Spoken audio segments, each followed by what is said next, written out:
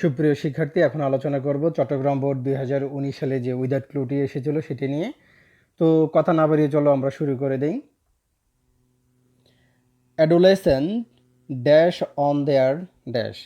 Adolescent কিশোর কিশোরীরা, অথবা আবার অ্যাডোলেসেন্স দিয়ে বোঝায় বয়ঃসন্ধিকাল। তো এখানে আমরা কিশোর কিশোরীরা এটাকে বোঝাবো।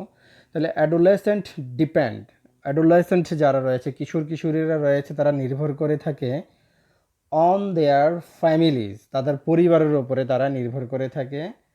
দেয়ার কমিউনিটিস, তাদের সম্প্রদায়ের উপরে। দেয়ার স্কুল, স্কুলের উপরে। হেলথ সার্ভিস, স্বাস্থ্যসেবা। অ্যান্ড দেয়ার ওয়ার্ক প্লেস, এবং তাদের কর্মসংস্থানের উপরে নির্ভর করে থাকে। কী কারণে তারা নির্ভর করে দেখো, to learn a wide range of skill, to learn a wide range of skill, ব্যাপক পরিসরে দক্ষতা শিখার জন্য।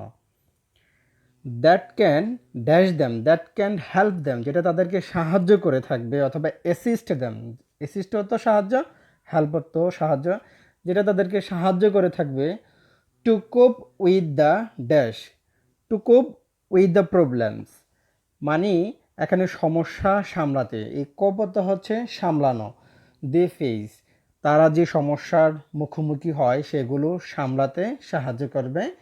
And make a successful transition from dash to adulthood, এবং তারা সফলভাবে উত্তরণ করতে পারবে। এই ট্রানজিশন মানে উত্তরণ করা, ফ্রম চাইল্ডহুড টু অ্যাডাল্টহুড, এবং তারা সফলভাবে শিশুকাল থেকে অ্যাডাল্টহুডে উত্তরণ করতে পারবে, মানে এই ক্রান্তিকালটা অতিক্রম করে যেতে পারবে।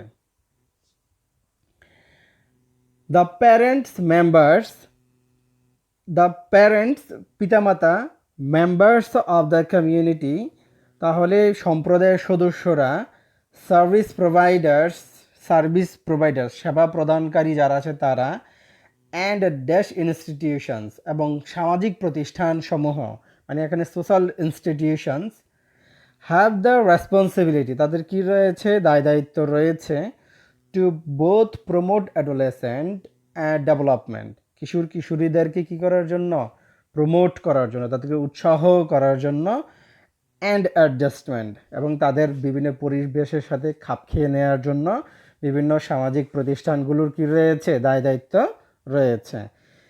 অ্যান্ড টু ইন্টারভেইন, এবং তাদের মধ্যস্থতা করতে হবে, মানে এখানে তাদের মধ্যে এসে হস্তক্ষেপ করতে হবে। ইফেক্টিভলি, খুব কার্যকরভাবে।